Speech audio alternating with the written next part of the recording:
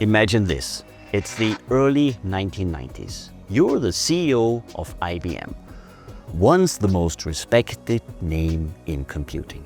But now, your mainframes are obsolete. Your PC business is hemorrhaging money. Your stock price has tanked. Analysts are calling for a breakup. And you are bleeding $8 billion in a single year. You are a dinosaur in a world of mammals. Now imagine this. A decade later, you're back. Profitable, unified, respected. What happened? You evolved.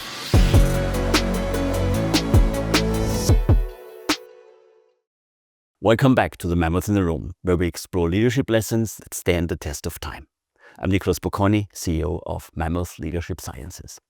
And today we conclude our 5-part mini-series, Transform or Die, Leadership Lessons from Business Evolution. Stick with me until the end, because this episode not only tells the incredible story of IBM's reinvention, it also wraps up everything we've learned in this mini-series about surviving disruption, staying adaptive, and building companies that stand the test of time. Let's dive into the company that built the digital world. IBM Big Blue once defined the computer age. From punch cards to mainframes to magnetic tape, IBM was the tech titan of the 20th century. But by the late 1980s, the cracks were showing. PCs were becoming commoditized. Competitors were faster, leaner, and cheaper. Internal silos paralyzed decision-making. The company was losing its sense of purpose. And by 1993, IBM was staring into the abyss. Many experts said it was too big to fix. They were wrong, because what happened next was one of the most remarkable transformations in business history. Stick with me, because it's a blueprint for any leader facing existential pressure today. In 1993, IBM made a radical move. It hired an outsider, Lou Gerstner, former CEO of RG&J Nabisco and American Express. He had no background in technology. What he did have was a fierce belief. Culture eats strategy for breakfast, but strategy sets the table. Gerstner made bold moves fast. He stopped the planned breakup of IBM's business units. He slashed bureaucracy. He killed sacred cows like the IBM dress code. And most importantly, he pivoted IBM from a hardware company to a solutions company. The company shifted focus from selling boxes to selling outcomes. Consulting, integration, services, and software. In evolutionary terms, Gerstner forced IBM to leap into a new ecological niche.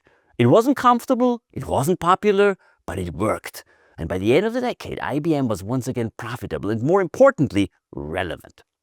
Stick with me, because the evolutionary leadership lessons here aren't just for tech giants. They're for anyone trying to lead through complexity. Lesson 1. Reinvention starts with culture. IBM's biggest challenge wasn't external, it was internal. Its bureaucratic culture had made it slow, arrogant, and risk-averse. But as Fuchs and Roon argue, evolutionary leadership succeeds when leaders align behavior with group identity and adaptability. Gerstner didn't impose change from above. He rewired the culture from within. New reward systems, new language, new rituals, and a renewed mission. Let's solve real problems. The result? An organization that could finally move again. Lesson: if you want transformation, build new cultural DNA. Lesson 2. Don't just defend, redefine. IBM could have continued fighting in the hardware war, but Gerstner understood what Christensen, 1997, and again we have all the literature in the show notes, calls the innovator's dilemma. Successful firms often die because they double down on what have made them great. Instead, he chose to redefine what IBM stood for, from hardware to software and services, from product to solutions, from past glory to future value. Evolution favors organisms that can recode their strategy in response, or even better, in anticipation of environmental pressure. So what's the lesson? Survival requires letting go of what worked and chasing what's next. And that early enough, before it has to happen. And lesson 3, adaptive organizations build from the edges. IBM's transformation didn't come from the core, it came from its periphery. The global services division grew quietly. Acquisitions like PricewaterhouseCoopers Consulting expanded capabilities. Internal teams started exploring cloud, AI, and cybersecurity.